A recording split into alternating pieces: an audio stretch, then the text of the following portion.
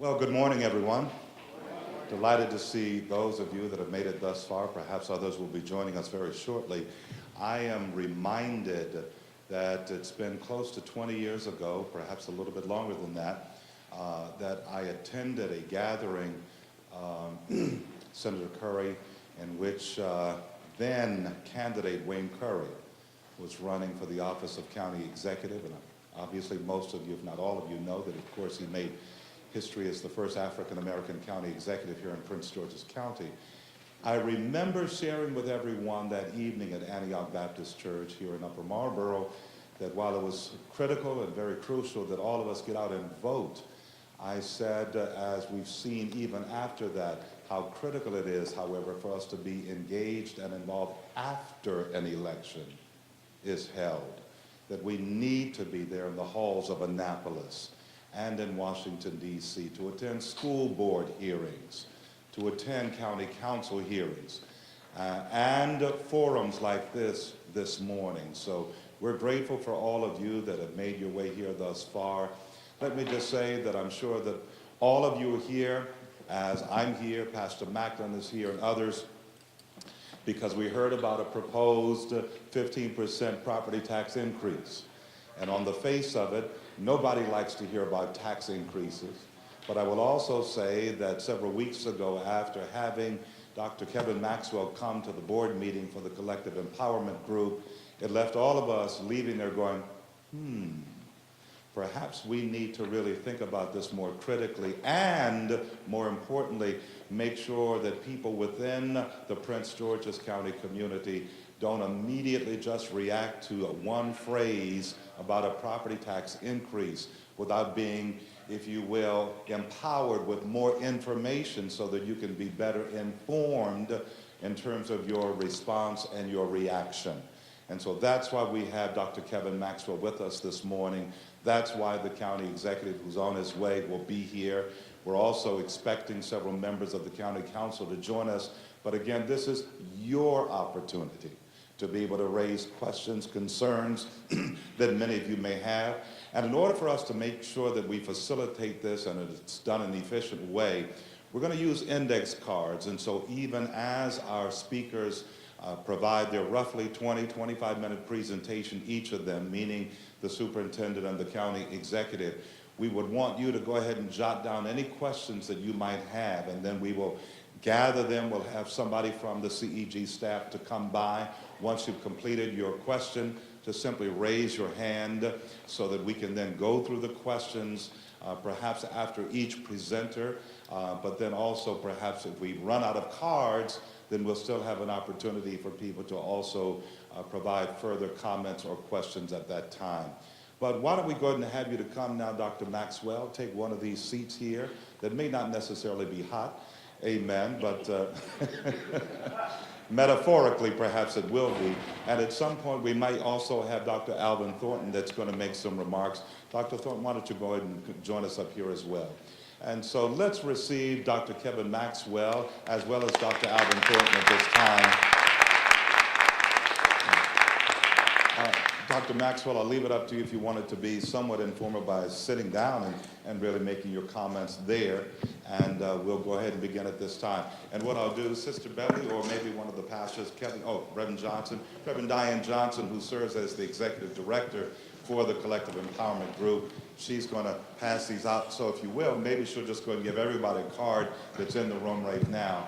And again, as you jot down a question, simply hold up your card once it's completed so that we can have somebody to come pick it up, and then I will gather up the questions, and then we'll have our presenters to respond to the questions this morning. But for the moment, I'll turn it over to Dr. Kevin Maxwell. Thank you, sir. Thank you very much, and good morning, everyone. Good morning. How's everybody today? Great by choice. See, we have a few school people here, I see. You know, I want to begin. First of all, I want to acknowledge, I know you referred to him, but I want to acknowledge Senator Curry. Senator Curry and I known each other a long time, served as principals together, and you know, we go back a long way. And I'm pretty sure everybody probably already knows Dr. Alvin Thornton. But, he is also what I think of as an historic figure in the state of Maryland. And I'm going to let him begin with opening remarks.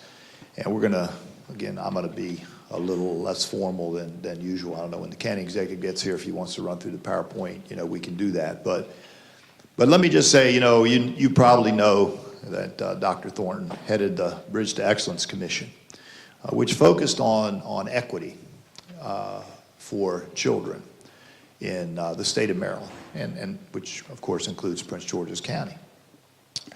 And that funding formula was historic to recognize that it costs more to educate some children than it costs to educate other children.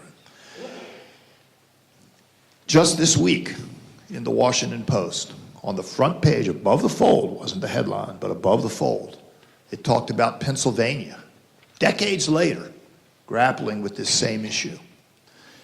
So he can talk a little bit about that or whatever he wishes to talk about. But I have a long-time relationship with Dr. Thornton as well. My first administrative assignment was at Central High School in Capitol Heights, after having worked at Crosland High School in Temple Hill, student taught at High Point, graduated from Bladensburg, and then went on from Central to Buck Lodge, and then to in Adelphi and Northwestern in Hyattsville. So been around, and I've lived here in Prince George's County since I was 7, so I've seen a lot. But I met Dr. Thornton when I was in my first administrative assignment as assistant principal at Central High School, because his children went to Central High School, fabulous children. And that's because they had a fabulous father.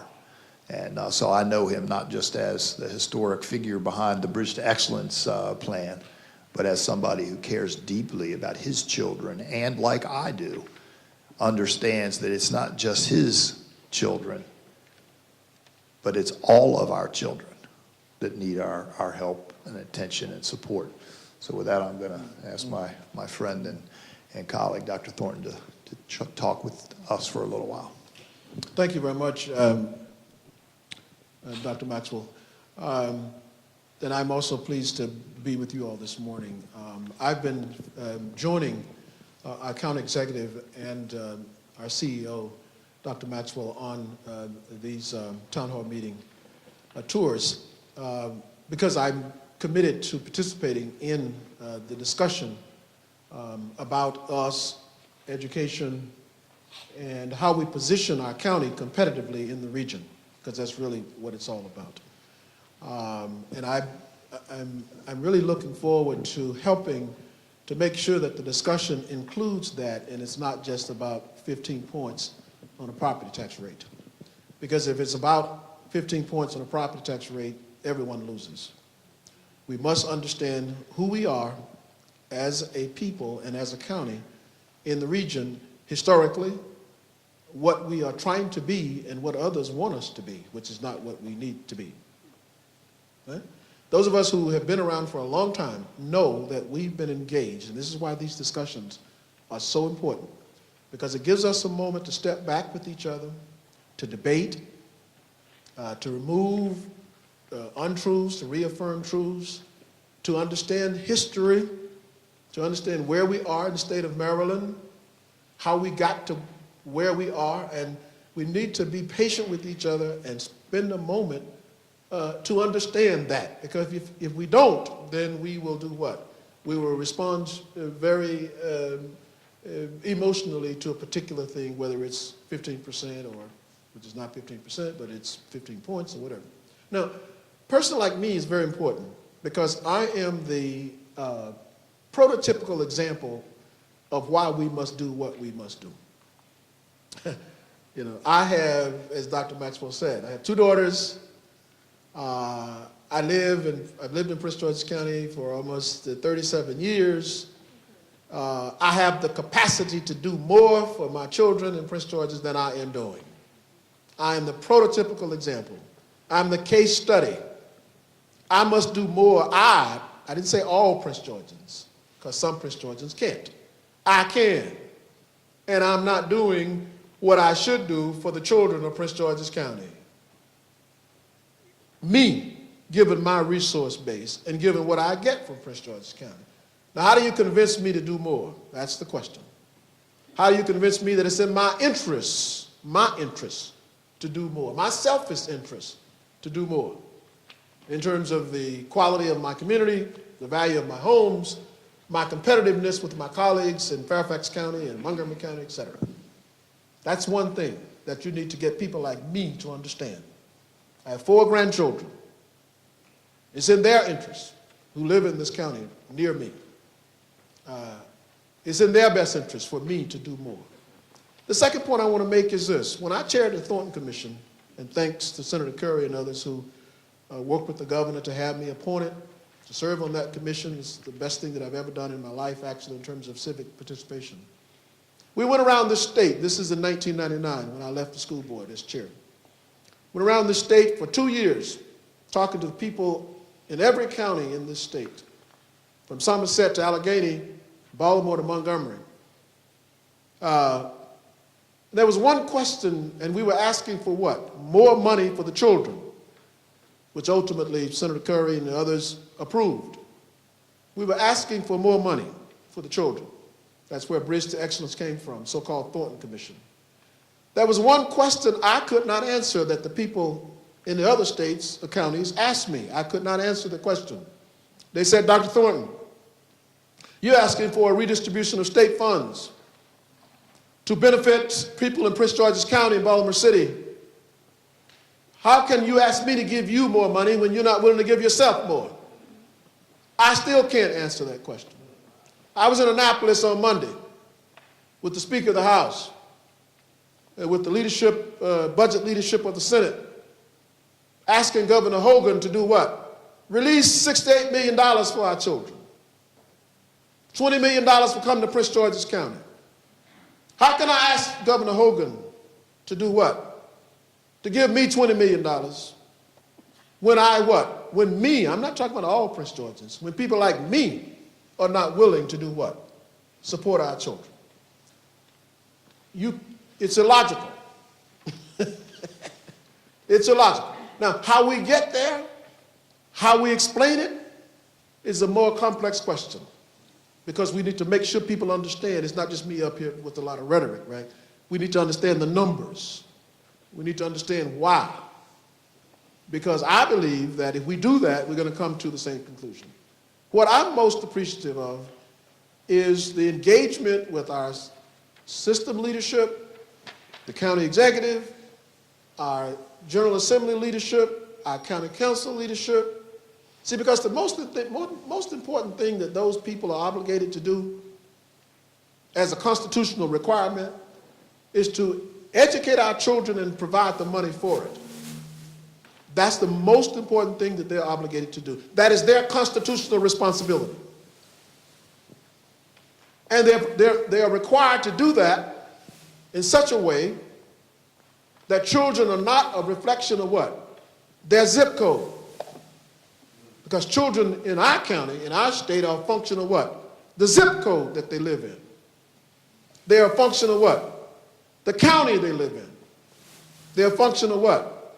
The value of the property around their home, whether it's high value or low value. You ask the question why it is that Montgomery County spends more on their children than we spend on ours? Because of those 3 things I just mentioned. Now, what we are saying, and at Prince George's we must say that, we're saying that in the state of Maryland, when it comes to children, there's no such thing as zip code. There's no such thing as what's the value of the commercial property around the child. There's no such thing as family income. There's only what? A child of Maryland who deserves a quality education. And we're going to do 2 things. We're going to make sure that the state spends, which is where Thornton or Bridge to Excellence, state spending, and we are going to do what? At the local level, do our share. And that's what this debate is about. Now, we are asking our school system leadership and our county leadership to put on the table a strategy and a proposal that allows us with integrity and accountability to get there.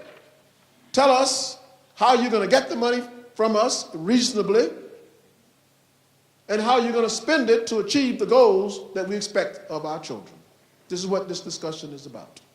Now, I have said, and I'll be quiet after this, I have said that we have allowed to stay in place a revenue concept in Prince George's County that is outdated and allows us to be uncompetitive in this region and allows this development of Prince George's as a kind of the, the other neighbor, if you will, right? Where you have big homes like the one I live in, and then, you know, I can get away, I'm getting away, Senator Curry, with almost murder. I live in a big home in Prince George's County. I get money back from the state every year, right?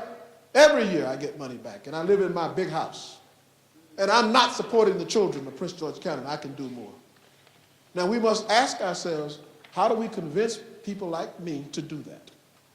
How do we convince them that their money is going to be spent with accountability for results? How do we convince people that we can insulate those who cannot pay from the need to pay? See, those two things we can work together. That's what Obama is saying about our nation, right? And it can work. And then how do we tell people that if we don't do it, what are the consequences? If we don't do it, no community of any value exists without what? A high-quality, well-funded public education core, supplemented by whatever you want to supplement it by.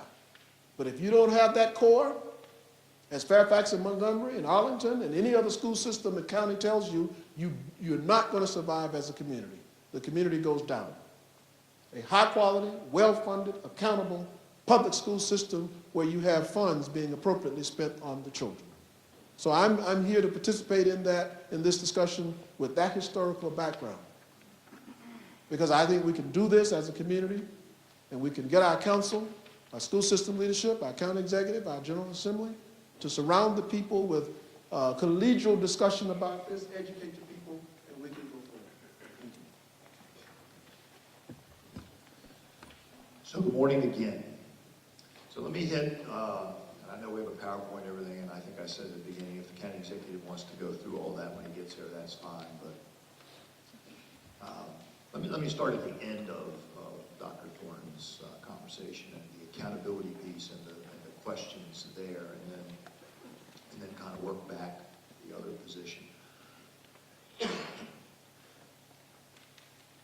So when we were, going through the budget process, which is almost a year-long process anymore in school systems, I present a budget in December, and obviously we're working on that pretty much from before school begins up until the time we deliver a budget, and then it goes to the board. And in my experiences, and particularly in my experiences here in Prince George County, we've had a very robust discussion with the board about where we want to go and how we are going to get there. And the moderator mentioned the election, and let me be very clear to you that elections matter. Elections count. They make a difference in what happens in our state. And this $20 million in geographic cost of education index that Dr. Thornton alluded to is part of a reduction. And there's this conversation sort of going on. It's really, different people with different perspectives talking past each other, I think, for the most part, because I'm not sure whether the governor is listening at all. But both sides of this conversation have a point. First of all, we are getting a larger appropriation from the state than we got last year. We have more children. The funding formula dictates the revenue that you get based on a number of factors, including poverty and special needs children and other kinds of things in the formula. But what's also true is that had the governor not come in and changed the rules that we've been operating under for 7 years or so, money that's been appropriated to us for 7 years or so, we'd be receiving $25 million more from the state than we're receiving to do what we're being asked to do. Right? So is a shortfall there. It may or may not end up that the $20 million that the governor is talking about comes back. Right? That's his decision. And even though the General Assembly, Senator Curry and his colleagues, put the money back in the budget and said, here's a way to fund public education, he has said he's probably not going to do that. So our children will not receive the benefit of $25 million in funding. The $5 million, pretty much everybody believes is gone. You know, it's just not going to happen. But I want to just put one thought there for people.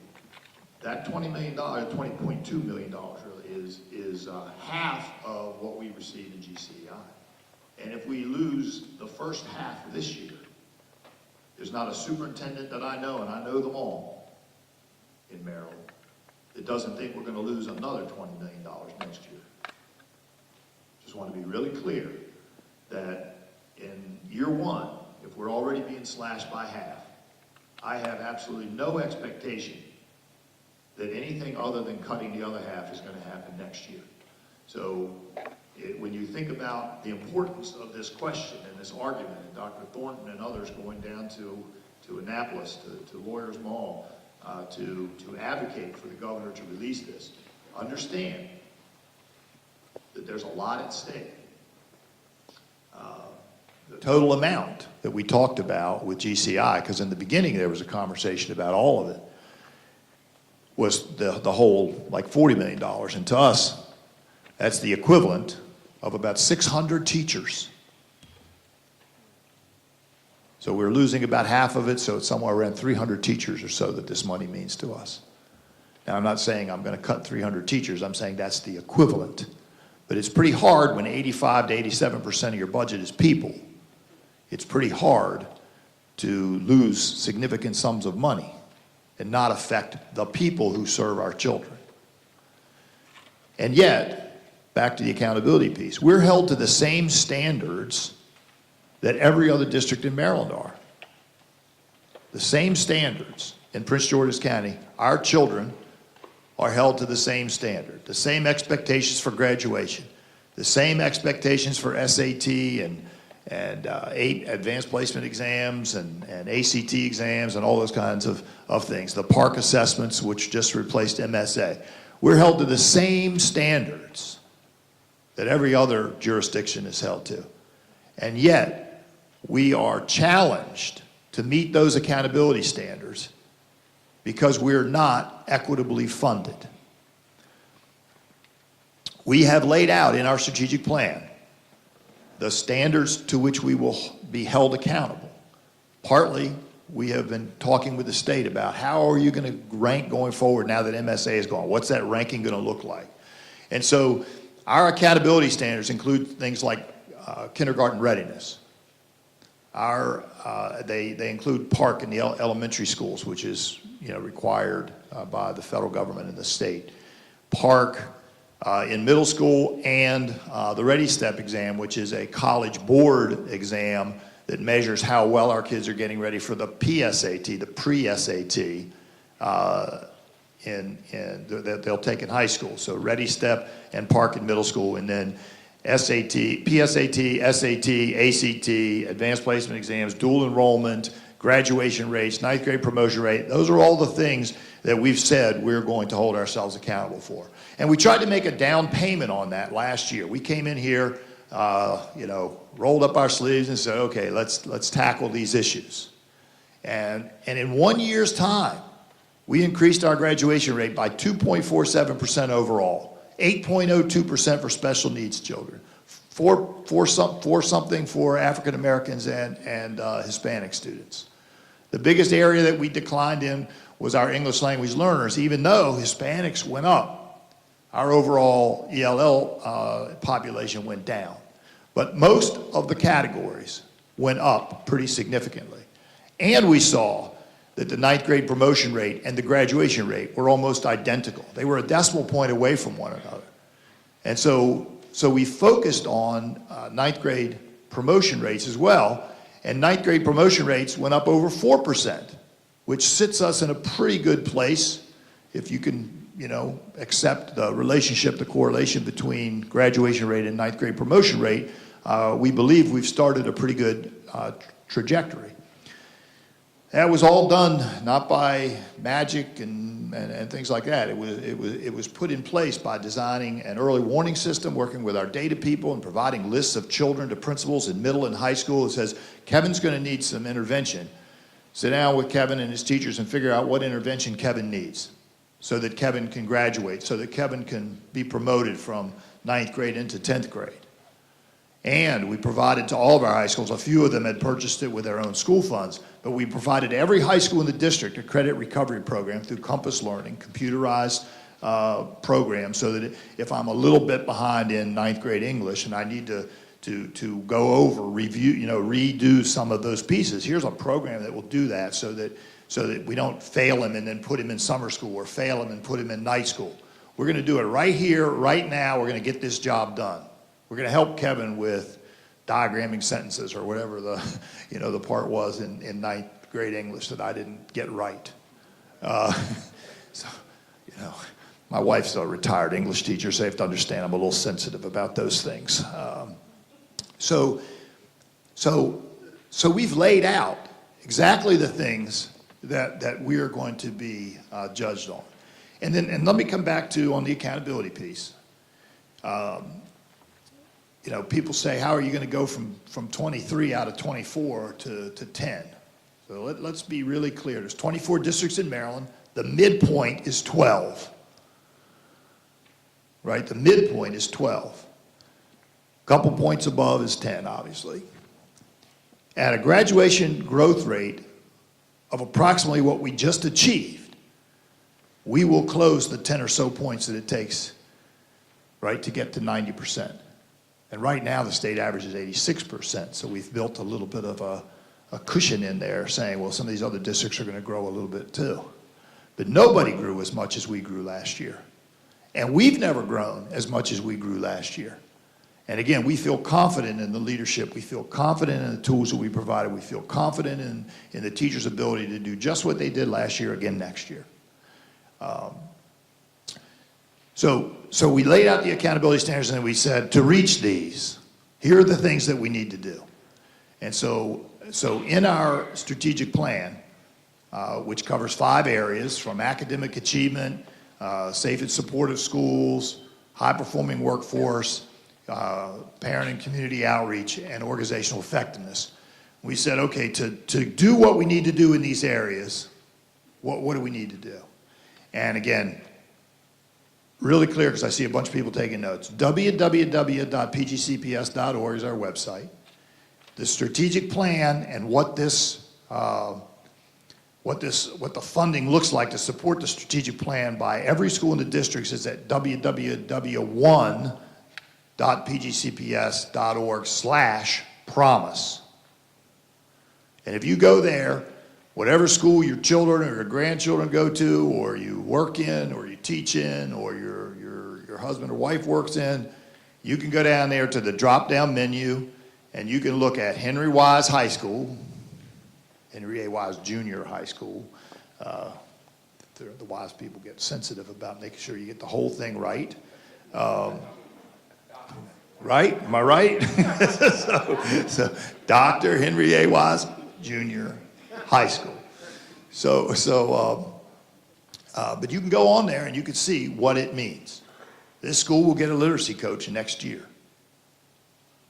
It will get some other additional resources. It will get an increase in its school-based budgeting funding, which it uses to provide supports to the children in the school. Those are school-based decisions, but that money will increase so that they have more tools to get the work done that we're asking them to do.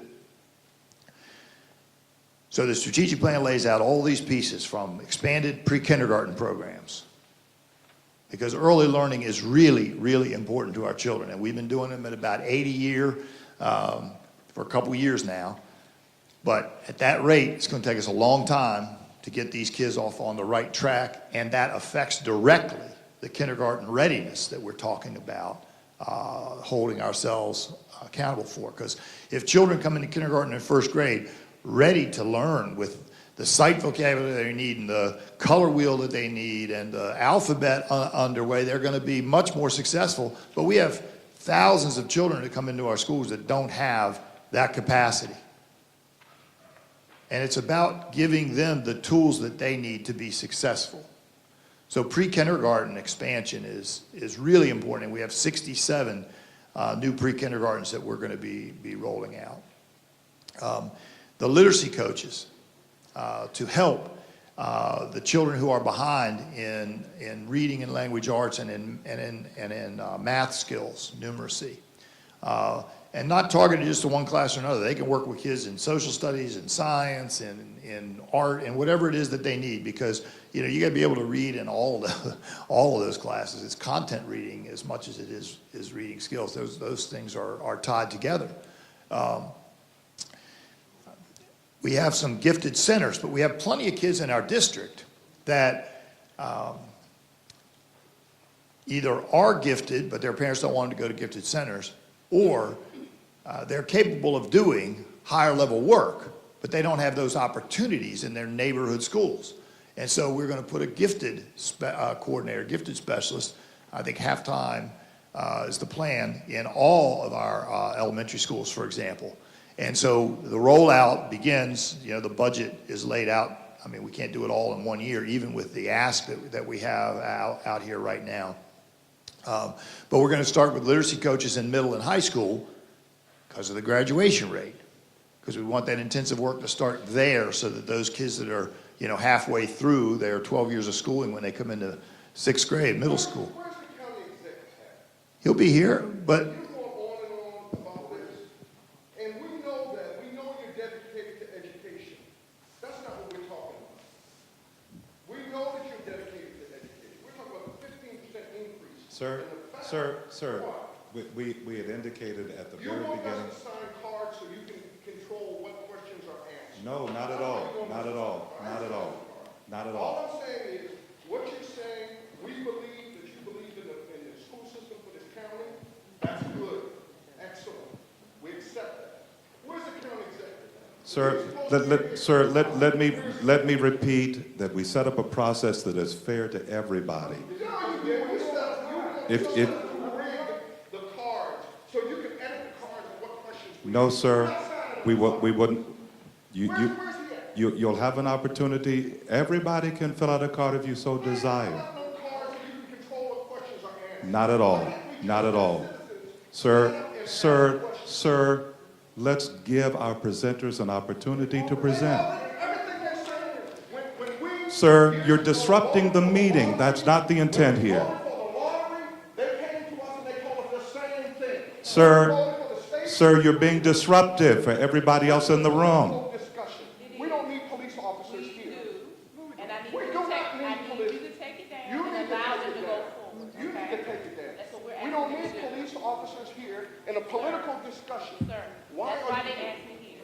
They're trying We to go don't need forward, police officers. so we need you to go We out need next you to go time, out. okay? We I'm need you gonna to be go here. out. In a political discussion, we need you to go out. I'm gonna be here, okay? I'm gonna be here. Great, just do it in a reasonable fashion. I'm doing it in a reasonable fashion. This is a political discussion. And it's We do gonna be a not need discussion. police officers And we're gonna here be telling here. what we should ask. You can ask whatever question you need Then- to ask on that then card. go on to it. Don't be loud, and don't be rude, because you don't have to be here, okay? So ladies and gentlemen, ladies and gentlemen, Yeah, we want to move on too, but this all goes back to expectations. Sir, and officer, President of the organization, we Expectations. did not invite people here for us to have an argument. We invite, can I finish, sir? I listened to you, sir. I listened to you. You didn't listen to me. You I listened to you, sir. I did not stand up. I did not disrupt you. Would you listen to me, sir? go. Wait a minute, don't talk to me any kind of way. Well, you sit down there.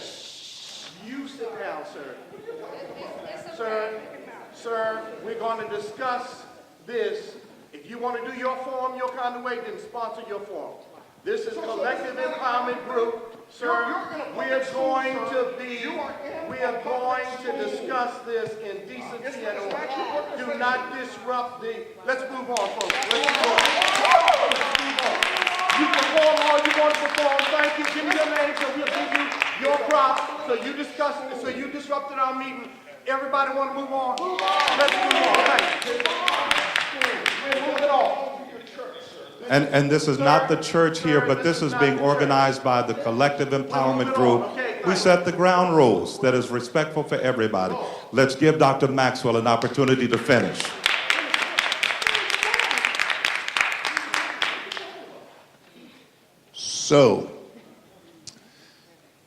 So for everybody that's listening, I was asked to come and talk for about 20, 25 minutes about the accountability pieces, the plan that the budget is designed to support, and some of the finance pieces.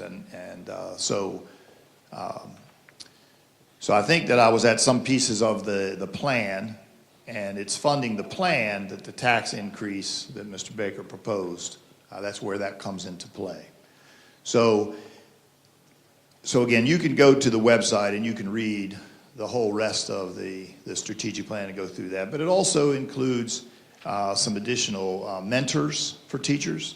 We have a program called Peer Assistance and Review, which works to support non-tenured teachers and teachers who may have some struggles as they continue in their careers, so that we can provide the best opportunities in classrooms for children. And some salary enhancements. It includes some additional parent support and parent advocates being rolled out to schools, and a number of other things. And so the funding question, and I know part of Mr. Baker's slide and part of his conversation and part of mine is that when we look at how much, and again, we're all held to the same standards in the state, other districts are investing more in their children than we are. Montgomery County invests around 60% or so of its funds into the public schools, about 60%.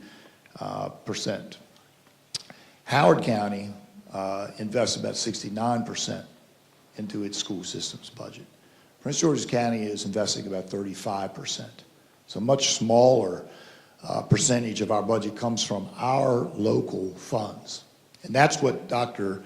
Thornton was referring to when he said going around and asking other districts in the state through the Bridge to Excellence to give more money to Prince George's County when we're not giving our fair share.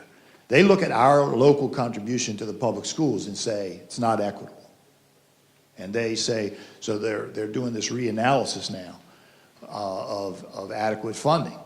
And one of the issues that is on the table, is going to be on the table, is certainly how much each local jurisdiction, because the idea wasn't for the state to increase its amount of funding and then locals to back theirs out and let the state pick it up. But that's exactly what really has been happening, is that the state has been paying a significantly larger amount to our school system than they do for many other jurisdictions.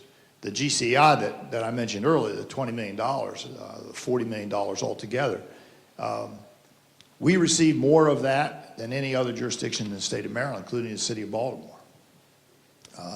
And that's to think about sort of the foundation of where the revenue request is coming from to fund our school district's plan. It's not just, we didn't just pick a number. Mr. Baker didn't just pick a number out of the sky. It's to fund this, because my board and the county executive said, what does it take to really move the district forward? Not to tread water like we've been doing, right? Not to stay one of the lowest performing, but how do we really move the district up?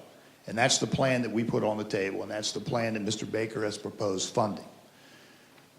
One last number, and something to think about. The Washington Area Boards of Education's latest report shows that our school system is funding our children at about $2,500 less than neighboring jurisdictions. Right? And I will maintain to you, and I will continue to maintain to you, that our children in Capitol Heights, in Upper Barbara, in Temple Hills, in Fort Washington, in Laurel, in Hyattsville, are just as worthy as children in Bethesda, in St. Michael's, in Ocean City, in Garrett County, and yet we are not investing in them the way other jurisdictions are doing it. Our teachers deserve no less than the teachers in Bethesda or Rockville or Columbia, and yet we're not investing in them. Since 2007, 2008, we have about 9,600 teachers right now. Since 2007, 2008, we have replaced 7,100 teachers. There's not a business in America that could survive with that kind of turnover rate. And it hurts our ability to do the job we're being asked to do. And that, again, is the basis for the plan to support teachers, greater support for teachers, greater pre-kindergarten opportunities, all the things that are in the plan, right? But we've got to make sure we're doing our part. So I think, with that, I'm going to sit down. Does anybody have an index card question that you've completed? If so, we can have somebody to come pick those up. Anybody have any questions? Yes, we have one right here. All right, thank you very much. All right, here's the question. Why aren't Charles County schools shown on the investing in education chart? And maybe, Dr. Maxwell, you're going to have to explain what that is about this investing in education chart. So I didn't pick and choose them, but I think that the reason the districts are up here that are up here is because they're large districts. Charles County is not nearly as large as we are. Maryland is an importing state for teachers. We've never produced enough teachers in our institutions of higher education to fill the teaching positions that come vacant in Maryland every year from retirements and people relocating or just leaving the state or leaving the profession in some cases. So the reason that these are right around the DC area, and we got 24 districts in Maryland, we couldn't list them all. So I think that the largest ones, Anne Arundel, Montgomery, Prince George's, are all large districts in Maryland. And again, this isn't my chart, but all of this information is available at MSDE. They have a fact book, and you can go to the MSDE website and pull up their fact book, and it'll give you every district in Maryland. All right. Why should, and perhaps both of you can respond to this one, why should I support and promote the tax increase when my home is underwater more than $100,000?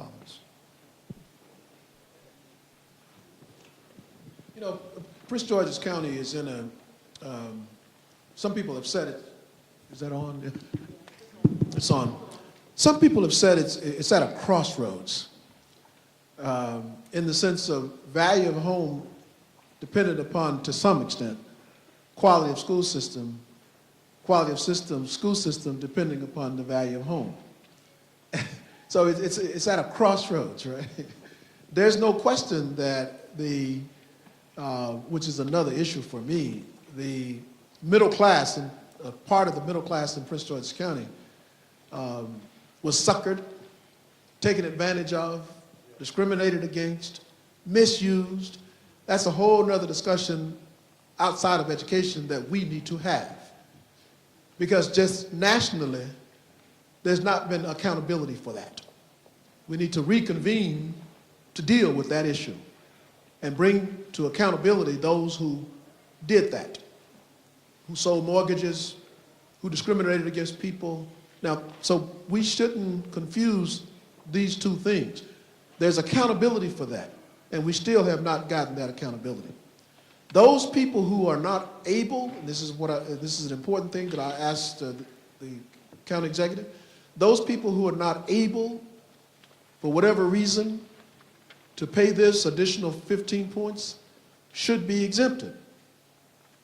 There are, and I'm not the explaining person here, so I don't want to even get into that, but I do know enough that, as I said, if you cannot pay it, and if you don't have income, or if you don't have assessed value, wealth, and you cannot pay it, then there's a category of this that allows you to be exempted. The county exec can explain that much more than I can.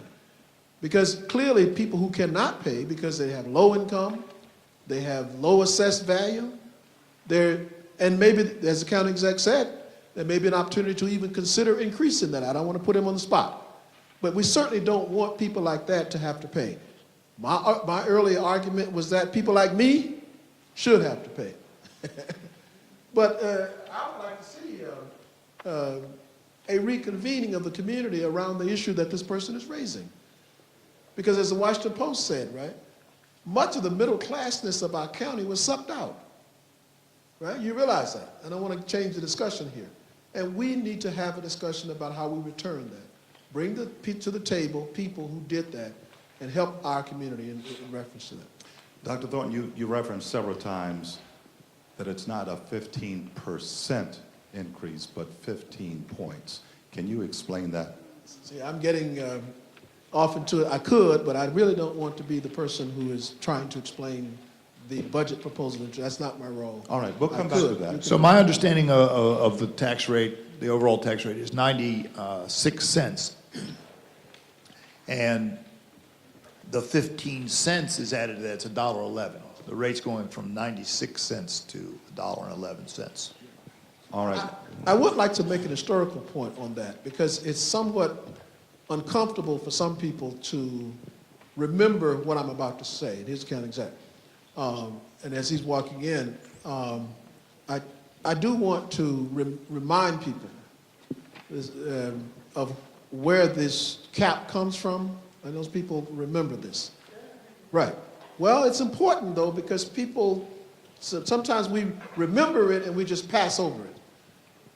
When I came into Prince George's County in the early 70s, this cap was put in place. For whatever reason, it's remained in place in order to insulate property and wealth from the children who were coming into Prince George's. Now, we have to remember that. How we deal with that now is another question. You had large numbers of children who looked different than those who owned the wealth and those who owned the property. And people said at that time, you can come all you want. You can bring your children, you can get in our schools, but there will be a limit on your ability to access property and wealth to educate those babies. Now, for 35 years in Prince George's County, that has continued. We interrupted it with the leadership at that time and modified it, but the systemic fact is that it's still in place. So you have enrollment increases, large numbers of kids coming, Latino kids, African-American kids, and still property owners like me at the highest levels have their wealth insulated from the children. That's an uncomfortable historic fact that people do not want to deal with. Well, our county executive is here. God bless you, sir. The county executive is here, so we're going to give him an opportunity to make remarks to the body, and then we'll have our panelists to also respond to the questions that I have in my hand. Thank you. County Executive Baker. Hello? You can hear me? Good. Good to be here this morning. I know you have lots of questions, so we'll get right to it. Thank you. All right. Well, having said that, let's take this next one here. How will the I'm taking these in the order in which they were given to me. How will the proposed tax increase directly impact the funding to schools? Will there be more money for classroom teachers, staff, and administrators? Yeah, I'll start if you don't mind. First of all, thank you for coming out this morning, and I want to thank Collective Empowerment for hosting this. All of the money, $133 million, will go directly to schools. All of the money, $133 million, will go directly to schools. So that means none of the money from the tax increase will help with the general budget. We're cutting there. 110 people, actual folks with mortgages, will lose their jobs in the budget I proposed to the county council. 5 days of furloughs for actual employees of the county will happen, including me. Every department and agency of the government of Prince George's County is cut. Police class sizes are reduced. Fire class sizes reduced. Deputy sheriffs reduced. Everything's reduced, except for education. All of it goes to education. What we asked Dr. Maxwell in the budget they proposed is to tell us exactly where the money is going. We didn't want a dime of the additional money going toward what is already being used. So some people said, oh, is this going to increase the number of staff people he has at Sasser? No. Is it going to go for what's already happening? No. It has to go into programs that will take us from bouncing off the bottom, which is where we've been for 30 years, up to the top 10. So all of that money, every dime, goes into the education system, and if you look out here, he can tell you which areas the money goes into. So when I go around having the 5 years I've held budget hearings, everybody's come up to me and said, I want class sizes reduced. Guess what? This does it. I want our teachers not to move out of the county. This does it. I want all-day pre-K. This does it. Some people don't eat lunch or breakfast. This does it. If you want your school system better, this is how you get there. You know why? Because the state is sick and tired of funding us. That's what happened. You know why we can do this for education? Because every year for 30 years we've gone to the state, and I was a delegate down there, and we've said to them, you know what? We got poor kids in Prince George's County. Yes, we have wealth, but we have poor kids. You should give us more money. They said, fine, we'll give you more money. We'll give you money, but what are you putting in? Well, we can't put anything in because we got a tax cap.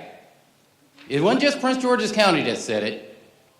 Talbot County, these Republican counties, they were saying the same thing. Hey, we got a tax cap. We'd love to help you out.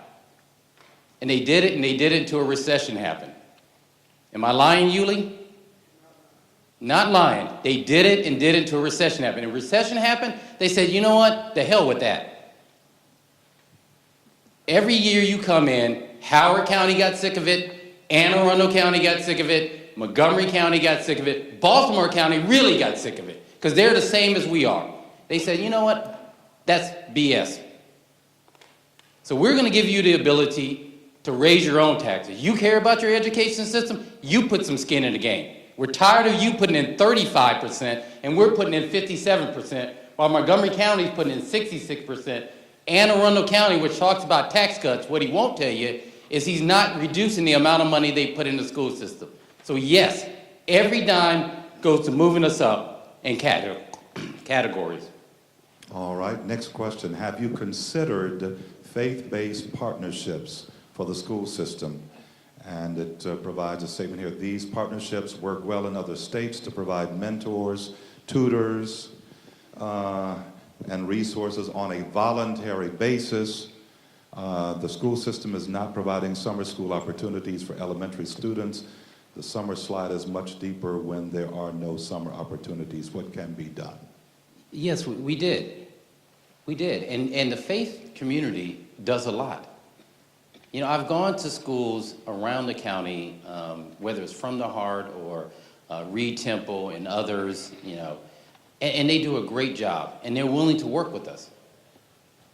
But if we want to do like other jurisdictions, in Baltimore City, they have an agreement with the Catholic Church, with the Jewish Community Center, but guess what? They pay into that so they can expand the programs. So yes, they're willing to work, and yes, they are working with us. But in order for us to supplement these programs, we have to put resources into it so we're not draining the faith-based churches that are out here and willing to help in their tutorial programs, which are great. But this is a partnership we have to have. Nobody has money. Nobody. I ain't got no money. You know, and so we have to partner. And just a couple more quick points. That's part of the conversation I had with the Collective Empowerment Group when I met with them a while back. We were about some of the partnerships that other districts are doing. And then just last week I had a conversation with the minister from Mount Enon Baptist Church down in South County. They've raised $90,000, their church, and are putting out requests for proposals from schools in the county around them.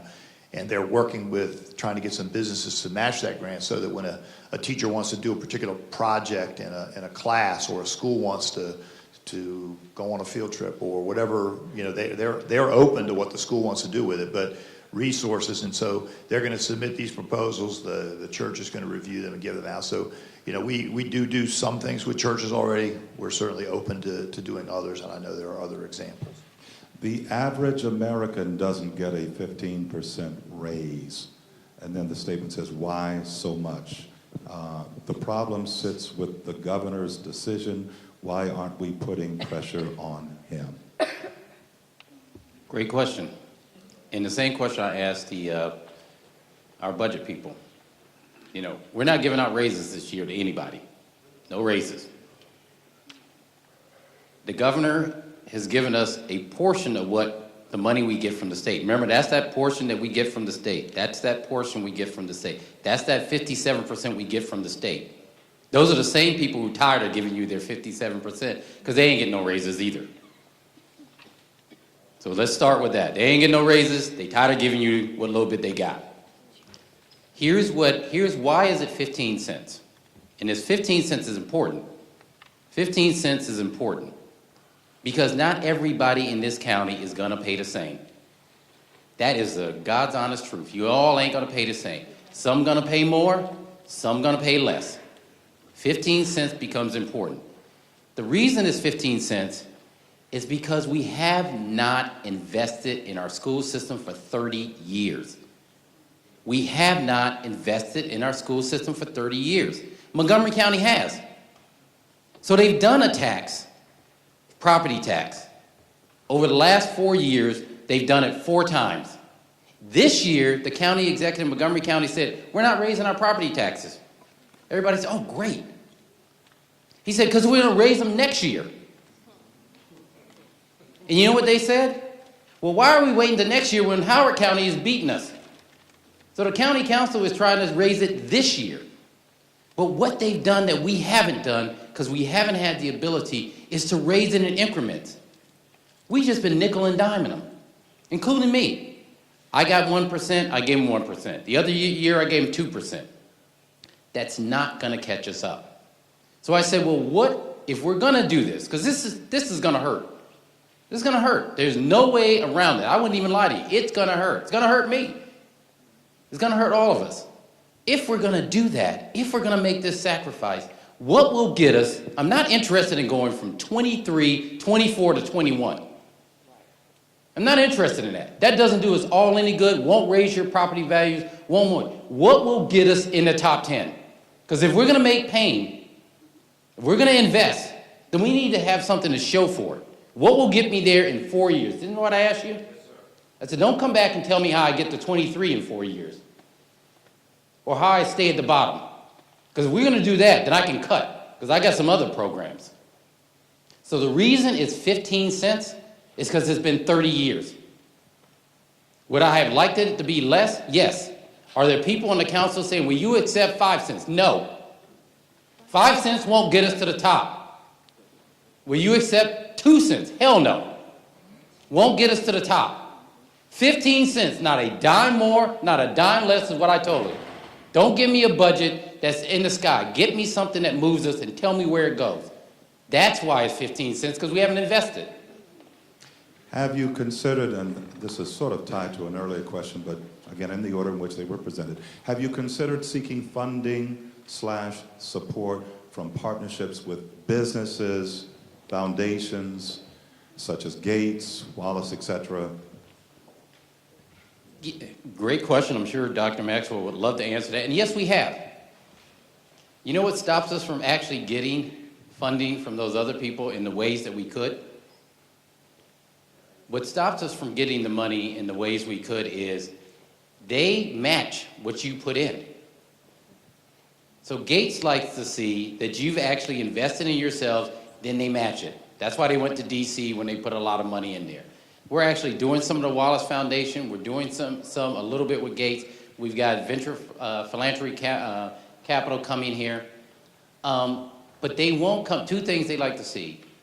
What's different that you're doing than you've done in the past? Because what they're not into is investing in failure. So if you've been 23 and 24 and you say, well, give us the money, we're going to do more It's gonna be, education's gonna be good. 'Cause I think somebody said that to me, invest in education is gonna be great. Great by choice. I like the quote, but that don't mean nothing to me. What does that mean? So they the same way. They wanna know where it's going. And so with this amount that we're putting in, that's what it would do. It says to people in foundations and philanthropy, you're serious. You're not joking, you're not playing.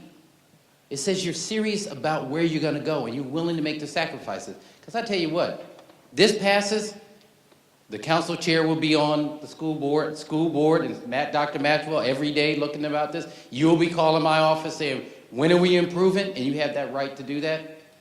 You don't have the right, you don't have, I can't tell you to wait 4 years. No, you should be calling me the next day. Because my wife would. As soon as I raise her taxes, she'd be like, listen, when's it gonna go up? But they would see that we're serious about it. They're not gonna invest if you're not willing to invest. They're our children. They ain't no ifs and buts about it. They ours. They're our children, it's our county. If you're not gonna invest, why would a foundation do that? They can go invest in DC or Newark. And just real fast, you know, I think the piece about foundations and businesses and things, they're not going to invest in your general operating budget. They're not going to pay your salaries for you. They're not going to pay for your buses to run. They're going to target their investments to particular programs. So Wallace, we've gotten over the last few years several $1 million from the Wallace Foundation, but it's all targeted to the development of principals, assistant principals, and principal supervisors. We can't use it for other things. Carnegie has invested $3 million in our district, but it's for a targeted program. It's not for my general fund. It's not for the things that we're talking about. And then, you know, we have the Panasonic Foundation that the board and my system leadership are working with. NASA is a government partner, but they invest money. There are others, but they're going to invest in a particular program either that they want in place or that you want in place and don't have money for. They're not going to replace the need to pay for your school system. Mel Franklin has joined us, of course, the chair of the county council as well. Our next question is, how is it possible to pay Prince George's County teachers less than Montgomery County teachers? I'm reading the question literally, that you can interpret. It's possible for a couple of reasons. One, we don't have the level of investment in our schools that Montgomery County has, and so we don't have the money to negotiate with our teachers union, our administrators unions and stuff that Montgomery County does, and so that's why we pay our teachers less. Every county, it's a statewide retirement system, but it's not a statewide payroll system. Every county negotiates with its bargaining units and its non-represented employees over the amount of salaries that they're going to receive. And so our bus drivers get paid differently, our teachers get paid differently, our principals get paid differently based on the resources that we have. And just to add to that, because it's important, where the gap is those teachers and principals with 7 to 8 years experience. 10 to 15 years, $10 to $50,000. So what happens is we're actually competitive with entry-level teachers and beginning teachers. It's when you get to that point where they have the experience, that's when we're losing out. So if you look at Montgomery County's top 24 high schools that are, the 1,020 national ranked high schools, 1,000 national ranked high school, I think they have 24 in there. A good number, but a lot of those schools have principals that had their training in Prince George's County. So we did a great job. We're a great school system, a training school system for other counties. So at that time, they'll come over and they say, well, we're going to give you, $15,000 signing bonus if you go to, Montgomery County, and you're going to get more resources in the classes. That's where we're losing a competitive edge. It also means that when we lose those great teachers, our pipeline and our bench for principals gets shorter. We're not able to do that. And this budget will help us be competitive and be able to bring it up. I'm sorry, Mel. No problem. And I want to apologize in advance. I need to be in Clinton by noon for a domestic violence event. But I I didn't do that. I'm pretty sure I did not do that.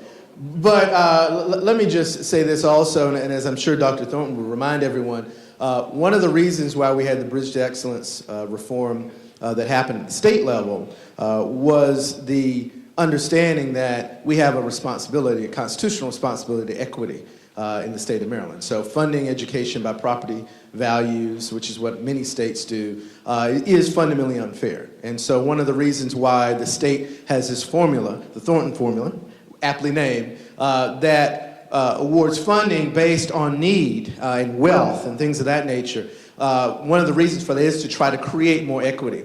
But as we're seeing right now at the state level, the governor right now is holding hostage about $20 million from the kids of Prince George's County. And in fact, I forget the total number for the state, but there is this thing called Geographic Cost of Education Index. Fancy way of saying it costs more to educate kids in some parts of the state than others, so the state provides funding to make up for that. Well, that money is discretionary, at the governor's discretion.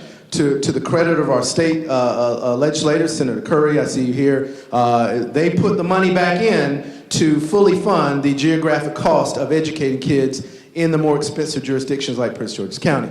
But the governor right now is holding that money hostage. So one of the things we're going to need to do, I think, in the next weeks and months is work with our partners around the state. Many of them are Republican, who also know that this money needs to be released so that our jurisdictions can provide those resources to our young people. Like I said, it's about $20 million for next fiscal year alone just for Prince George's County.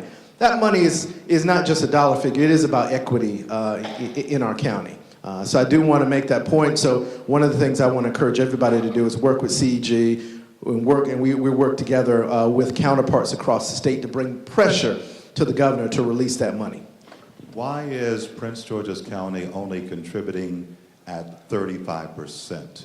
And then the second part to that, is there any other way to raise capital instead of increasing taxes?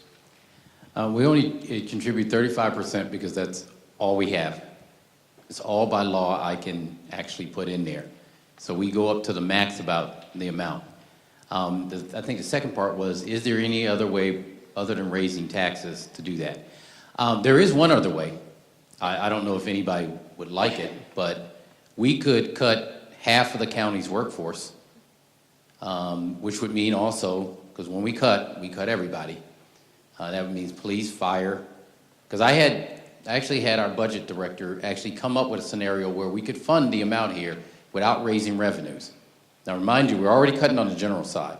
So we could cut fire, police, corrections, deputy sheriffs, county employees by a significant amount. Now we're doing 110, which is not tasteful to the council as it is. So we could triple that and cut it. That's the only other way. The other thing is, why property taxes? Property taxes, there's no way around it. They're the second most regressive tax there is. Sales tax is the most regressive. Property taxes is the second. Income tax is the fairest, which is what they're doing in Pennsylvania. They're going to go, everybody, you raise your income tax. That's fair, it's across the board. Those tools aren't available to us. The only tool by law I can do is the ones that they allow me to do. And so that is why it's not just raising the 15 cents on you. There's also a lot of apartment owners who hate me right now because they're included, because people said, well, if you got the homeowners, a lot of the folks, a lot of young people who go to our school live in apartments. Why is it just us? Well, guess what? We heard you. Everybody shared sacrifice, so they get it. Business people said, you know what? We could get more businesses in the county if the school system was better. We think we would have the FBI tomorrow. If we had a school system in the top 10, I guarantee you it would not be a debate. The only thing they're saying in Fairfax County is, guess what? Those new employees who come into that regional FBI can send their kids to the public schools, and housings would be better. But the business people came and said, I could, Dave and Buster's. As much as I begged them, they were like, we ain't sure about that, because we heard the reputation of the county was this. I said, no, crime is down. We're on the rise. What they were talking about was the school system. So, since they said we could get more businesses here, guess what? You get to pay too. It's all of us. We all in it. Because you know what? They're right. School system's better. They look better, they attract more people, and that's what the state has given me the ability to do. So what you see us doing is what the state allows. If it gave me another option, if I had another option, believe me, I would take it. I don't. I could either cut our government to levels where trash pickup is not just, as we're contemplating, going one time, a week. It'd be no time. But those are the only options I have. What are, Mel? Very quickly, because the question was asking about the 35% and why it's only that. One of the biggest reasons is our property values are far lower than those in many of our neighboring jurisdictions. So for the same rate of property tax on a property in Montgomery versus Prince George's, you'll get a dramatically larger amount of money in Montgomery County because the values are so much higher on homes in Montgomery County. So that's the biggest reason why you find it.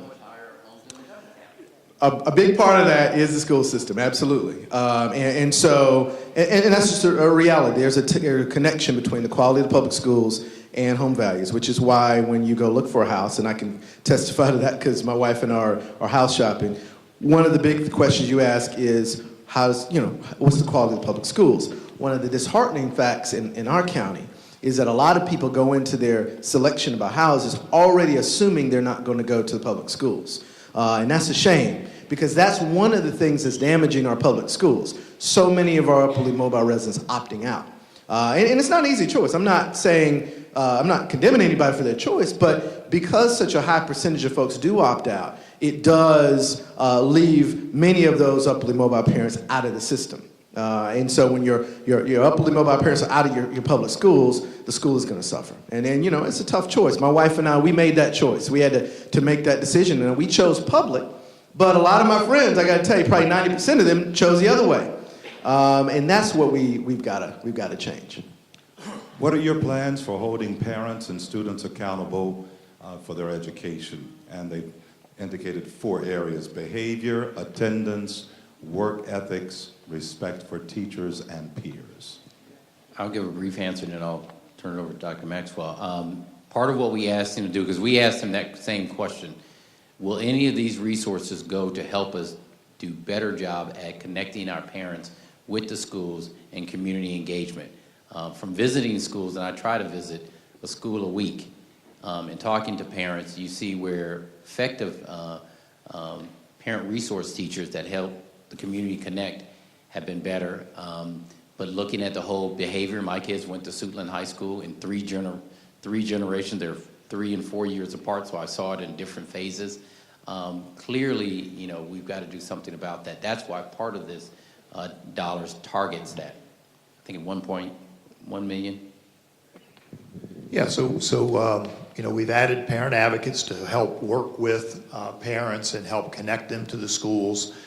This budget adds, I think, about 20 more of them almost immediately. We also reorganized and created a department in central office last year centered around parent and community outreach and training, because we really didn't have that component when I got here. We only had the constituent services office, which handled complaints or concerns that people had and connected them to answers, but not really to go out and work with the parent community, help them understand things like Common Core, help them understand the park assessments. So we put that component in the district, and we're adding parent outreach. We've redone on the behavior issues. We've redone our student code of conduct. We're working with our Teachers Association on restorative justice practices and how we go about interacting with kids so that we're responding in the most appropriate way and not escalating things or making things worse than they are. And then I think, again, with the added support, a lot of kids act out because they're behind. And so some of the pieces in the academic, working on class sizes, working on the academic supports to bring kids up to speed will also help alleviate, I think, some of those concerns. Let me just add one other thing that we did, and we focused on our transforming neighborhoods areas in the county. But what we've done from the county portion was to actually bring in our social workers into the schools, social services, and health. As you're seeing if you read the article the other day about Pennsylvania, what they're going through, a lot of the areas where we're seeing misbehavior is actually where either resources that the parents don't know that they have that help the child, especially in the early years. So we're actually engaging more with the school system on that, using the county resources, which once again does, it diverts it over there, but doesn't require the school system to spend its money on those areas. So we're putting more of our social workers into the schools and also our health officers there to make sure that parents understand the need. It's also, important for the breakfast program. When we first, Dr. Maxwell told us about the money he was putting in, the breakfast program, I have to tell you, people on the 5th floor, my staff was like, well, that seems a waste of money. Until we actually did the research and looked at the behavior and the fact that a lot of these kids who are causing problems in the school system aren't eating. And it's not because they don't have the ability to eat there or the program's not there. It's that they don't sign up anymore. I thought that went away when I was a child, that you were embarrassed to, go in there. It still happens. I was surprised to hear that. So this goes to those areas and the parental involvement and letting the parents know what the resources are. Same question, two different cards. Thought the casinos were put in place for education. Why aren't those dollars used? That has to be my favorite question.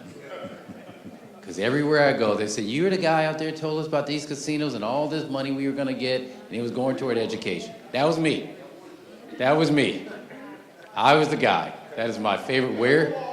And, whoa. Sir, let him answer the question. Yeah. You can only give me that one. So the lottery was before I became a delegate. Now, so that one I can't. Oh, no, it's not this different system, but different system. I don't know what year you served in the legislature, but I think it's a different system. At least when I served, there was a different system. So casino money. Yes, the casino money is coming. The education portion is this. So the education portion, if I'm wrong, Senator Curry, who's on budget and tax, can tell you. Please correct me, because I don't want to give misinformation. The education portion of the casino money goes into the state, and the state divvies out the education portion to every school system around the state. So Prince George's County will get and is getting additional money from gaming. Now, the one that we talked about was MGM, that big facility that's going to be down here. The $41 million additional revenues that's coming to Prince George's County that everybody can't wait to get. I can't wait to get. How many people think I got? Anybody see MGM up? No. Anybody been down there? It's a big hole in the ground, but it's got some cranes. MGM will be finished in 2016. Revenues will start coming, not all of them, to the county in 2017. The $41 million comes in 2018. That $41 million is us. We can spend it on what we want. That's general funds money. That means, yes, you can take that money and put it toward education. Or you can put it up. 2018 is when the $41 million comes in. 2018 is when the $41 million starts coming in. Our school system is in 2016 budget. I don't have the money. If I had it, it would be going toward 2016. I won't have it in 2017. I'll have a portion. Yes, so whoever occupies this office after me will have the $41 million that I promised you would go to the school system. They will have it. But I don't. And the state can't. Their portion is controlled by the state. They give us what they want back here. It's discretionary. It goes in a formula. Everybody gets a piece of it. So the gaming money is not here yet. The $41 million is going to be in the system in 2018. The second question that always comes up, if that money comes in, could you lower our property taxes? If the $41 million comes in, could you at least give us a break? Could you cut us some slack? And the answer is yes. And why is the answer yes? Because we have maintenance of effort, so you have to maintain the funding of the school system the way you put it in there. Yes. Maintenance of effort doesn't care where you get that money from. They just care that if you fund the school system at the amount of this budget I'm proposing, that it remain there. If the money comes in, you can replace it. That's what the guy in Anne Arundel County is doing. What he's saying is, I'm cutting property taxes because I'm taking the money I'm getting from Live, I believe is his. I'm taking the money from Live and I'm putting it in the school system. Could we do the same thing? Yes. FBI comes in here and we shoot up and we get all revenues coming in from our commercial tax base. Could we lower the property taxes? Yes. Largo Town Center with the $650 million hospital coming there, it takes off, it becomes Bethesda Green, whatever it is, it just takes off. Money's coming in, it's flowing. Because the other thing we have to do is increase our commercial property, our commercial tax base. Increase the commercial tax base. Could we lower the property taxes? Yes. Revenues come in, you have options. No revenues, you have limited options. That's kind of tied to it. With the property tax increase, how will it affect seniors who are living in senior housing? Their monthly rent goes up every year. The property owner will pass this on to the residents. So what we're doing, and that's a great, not only a great question, one of the things we've had to struggle with, and we're actually going to talk to the council about. One is we exempt seniors who qualify for the homestead tax credit. A lot of our seniors, what we found out is having these conversations around the county, is that a lot of our folks aren't applying for it. They should be getting a credit right now. If you get the credit, you won't be in there. We cut off the income at 60. Well, we looked at it and we said, well, you know what, that may be too low. You know, we need to raise it. So we're actually looking at, this was suggested, looking at bringing it up and seeing where that gets us to if we go to 70 or maybe even 90. But we have programs that will help the seniors so that they're not affected by it. Just like, as I said, there are some areas of the county where they won't feel it at all because of the rate that they're paying for their homes. There really are. There are some areas where they won't feel it. There are other areas, you're in Fort Washington, you're in Mitchellville, you're in Bowie, you're going to feel it. That is true. There's certain areas won't, because the amount that they're paying in property taxes won't reach the level where they impact. So it won't be a 15-cent hike for them. It may be like an 8-cent or 6 cents. Some areas it'll be 16 cents, 17 cents. How do we determine accountability? And tied to that, how do I find out how education dollars are currently being spent? I'll let Dr. Maxwell answer the second question, but that is the biggest one, accountability. And part of it you're doing right now. It's your money. You know, hold. Sir, let the county executive answer the question. You're being disruptive again. Can we get the police officer to come back in, please? Yeah. Okay. We want to make sure that we keep this cooperative and respectful to the county executive. Pastor Weaver, if I could say this? Sure. Could I just listen, sir. Hold on just a second. Let me answer the questions up here, and I will stay. Hold on. No, let me do this. Let me finish. No, I'm not editing a single thing. I'm reading from the cards. Pastor Weaver, we've done this before. That is going to be all right. But let me do it. Let's do it this way, though. Let's do it this way. And we do this around. I promise you I will not leave. I want them to read their questions right, but I will stay here as long as you have questions. Believe, until I have to pick my wife up, then I'm gone. And that's precisely, County Executive, what we said at the very beginning. Yes. That once we finish with the index cards, if there were more questions, we would have. I ain't going. If you got them, I will stay here, but I want, the index. Okay. Let's see here. Oh, I think you were going to ask Dr. Maxwell about how the funding dollars. So two quick things. First of all, everything is laid out in complete detail in our budget, where every penny goes. This year's budget, last year's budget. This budget proposal, again, if you go to our website, the plan is at the website that I gave you earlier. But if you just go to our homepage, the entire budget document is there. And it goes, what goes to every category in the state of Maryland, we're all required to list or fund by the state categories. And it goes right through everything that we spend our money on. And on the accountability piece in terms of, how we're measured, I talked about that at the very beginning of my remarks, where I talked about the kindergarten readiness, the park assessments, the Ready Step, PSAT, all those things. That's also in the strategic plan as well, though. There's also no substitute for having been a PTA president over the years at Central and other places. There's no substitute for well-organized PTA presence at every school level that has access to budget and money use. Meetings like this are very important, but they don't substitute, colleagues, for that. You have to have PTA parent involvement, access to budgets, accountability to the CEO at that level.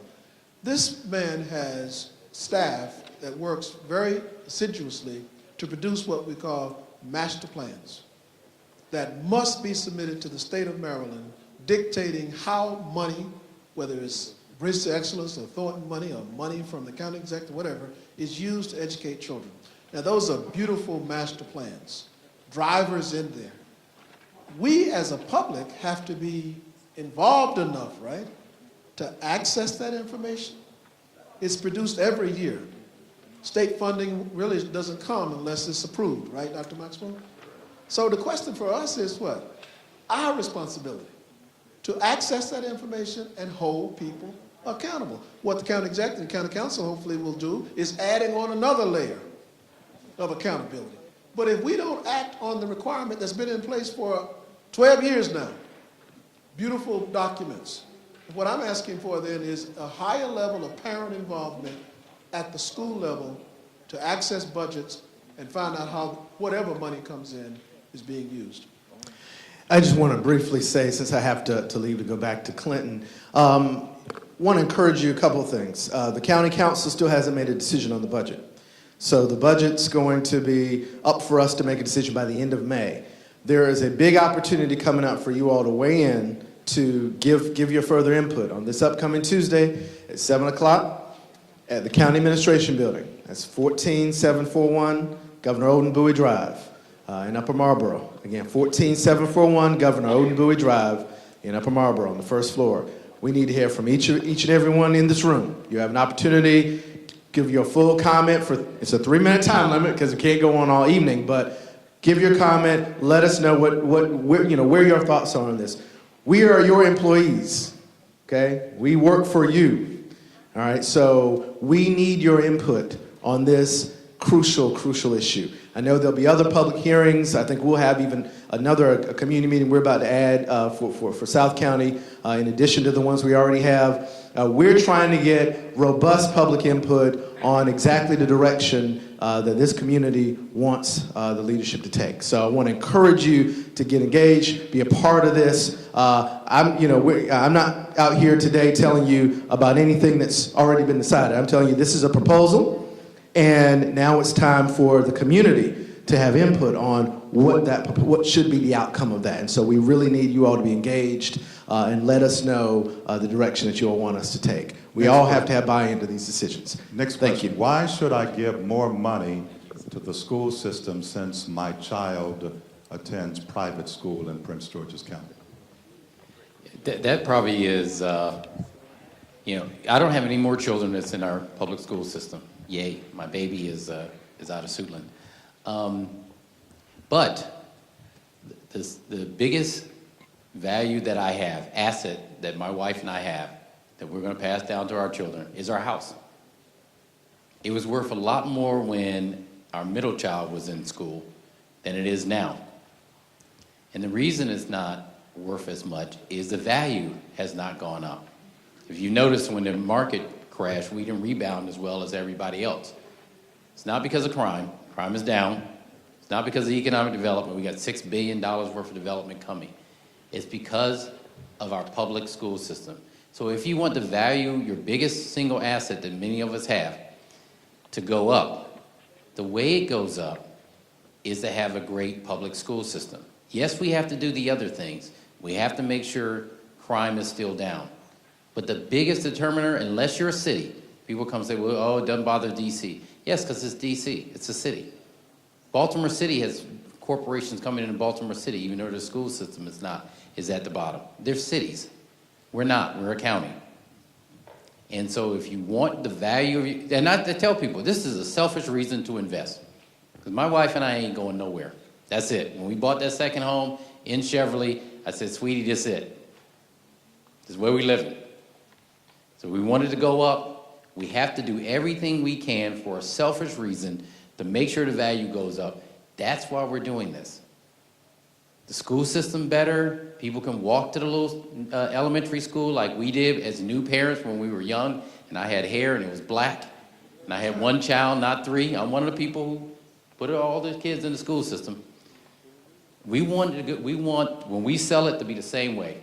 So when that young couple comes and buys our house from my children, that is worth more. But this is the only way you get your property values up, and that's why it's important. It is also, I've said this for years, it is also one of the largest industries in the county, right? Employment, right? Purchasing, buying, resources, entrepreneurial opportunities for people in the community. I mean, if one is very selfish about this, just think about it. What other large industry the size of the Prince George's County school system over which you have influence, right? That employs people. People buy gas, books, computers, legal contracts, etc., that the community has influence over, particularly a very diverse community. So it's a penny wise and a dollar foolish, right? To take your largest industry, not fund it, and then use it for the development of the community. Even if you forget about the test scores. I don't know of any group of people anywhere in the world who would do that. Who would undermine, in terms of funding, the industry that is the fundamental foundation for their economic development, both in terms of academic achievement, but in terms of business. Recently in Chicago, some teachers were under scrutiny because of cheating on student grades. Editorial comment, I don't know if that was Chicago or Atlanta. I'm aware of Atlanta. All right. It says there's a concern that Maryland teachers being evaluated by certain standards are doing the same thing. Your thoughts? So they're not doing the same things. I know I have a couple principals here, but you know, first of all, we keep very close track of, and we have the state who oversees that. And again, I could talk about that a lot, but the mechanism in place, the state actually, when they see dramatic increases in test scores in any school, they actually flag those, and they come back to us and say, okay, so what did you do in this school? How did that really happen? And so there's a check and balance in there, not just us. But I've been very clear to my folks, you know, we're gonna do this, but we're gonna do it right, and we're not going to accept, you know, that you know, as an answer. You know, when we see, if we see, we're really not seeing it, but you know, we do check the answer sheets. We do make sure, you know, they're talking about erasures and all those kind of things. Teachers were erasing things and changing the answers down there. You know, we check our stuff. We're sure it's not there. The other piece is Park is all online now. It's all in a computer. It's all, you know, done, and that's one of the reasons we have this digital literacy component in there. So on the tests that we have had with the erasures and those kind of questions, these are actually more like your voting machines, I think, where you have them and they go, but you know, we're not particularly grading them. Our kids are really doing them online. One of the things that frustrated me, and I'll be very brief, in the early 90s when we put in place this testing that our teachers are now under such pressure on, we put that in place without any concept of what it costs to have an environment where children can pass these tests and teachers can teach. We did that for about 10 years. It was a state test that everybody had to take, all the teachers had to prepare the kids for without adequate funding. Thanks to our legislature at the turn of the century, they said, this is crazy. We are going to attach what? We know where schools who do well on this test are in terms of funding. And we went to the 100 schools in this state, and we found out what they were spending on their babies that made them be at the top. And the state did its best to adequately fund education at the level of those 100 schools. That's what Bridge to Excellence was, right? That's what it was. Now today, we are disassociating, right, testing requirements from funding. It's a big mistake. People are forgetting that history. We talk about the new testing regime, but we don't talk about adequate funding that is required. Now, if you do not develop, and I'll shut up when I say this, if you don't develop a civic electoral culture in a community around the understanding that I just said, and you get 32% turnout among that electorate in a political process, people will return you to the days when they will do what? Require your kids to pass a test, rank you at the bottom because they don't do well on that test, and not provide adequate funding. That's a recipe for disaster. Will MGM get a property tax break? No, no, they're actually going to pay more. Gaylord's paying more. In fact, MGM is going to pay, because they're a corporation here, they're going to pay more. Gaylord, which I just met with their CEO, is paying more, along with they're doing expansion. They announced the other day. So when we met with them a couple of weeks ago, they're upset. You know, corporations, especially out-of-state corporations, out-of-county corporations, say, well, we're bringing in a whole bunch of jobs and opportunities for you. You should cut us a break. And we said, you know what? We're also educating the employees that you're going to use here at Gaylord and at the expansion, and actually you should pay us a little bit more. And they aren't. Were they happy about that answer? They liked me walking into the meeting. I don't know if they liked me when I walked out. But we just shared sacrifice, everybody, because we're all going to benefit from this. You know, we're not crazy. The better our school system here and attractive it is, people start moving around this area. The more people are going to go to MGM to see the shows and things like that, the better employees they will have for those facilities. So we're all going to, this is shared sacrifice. Why not put this to a vote? That is a great question. They're all good. These questions are really good, and these are good things we're having. If there's anything I regret, you know, and a council member said it to me the other day, and I got kind of mad at them, and I should have, because they're the legislative body, they can do this at any point, is that we didn't have this discussion about the system earlier. Just think about it. Dr. Thornton talked about elections. Every year, every candidate comes before you and says, I'm in favor of improving school system. Crime, schools, economic development. I can tell you the platform. It's fine. No one ever asked, well, how do you pay for all that? And what does that mean? So it's good that we're having this discussion. Why don't we put it to a vote? Goes back to the legislative body. Because we did put it to a vote. That was to overturn TRIM. Now, the difference, and I've said this to the papers, I don't know if they were around, TRIM would allow us to actually raise revenues for the general fund, not just for education. I could actually hire more police officers. I could get more code inspectors. We could pave more roads. We could do more beautification. But I can't do that because we have TRIM. Wayne Curry put it to a vote. I think Wayne was the last person. Am I right, Yuli? Did anybody else? Wayne. Yeah, Wayne Curry put it to a vote. It lost. So for all of us, including myself, I said, you know, it's a dead issue. What happened was, once again, the economy turned down and the state said, guess what? We don't want to hear that. Because state law trumps local law. They said for education, it's the county council. They're your representatives.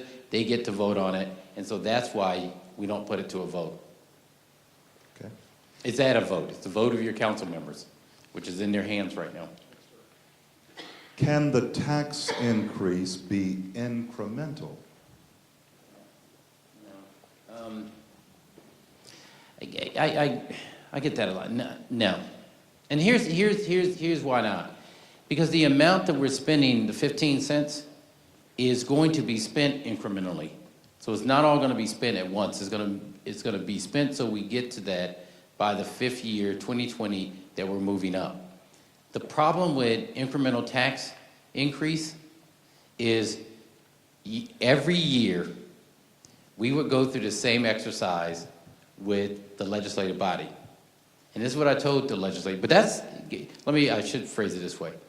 That's a legitimate proposal to the county council. Let me just be very frank. That is one that you could say to the county council, why don't you do this in stages?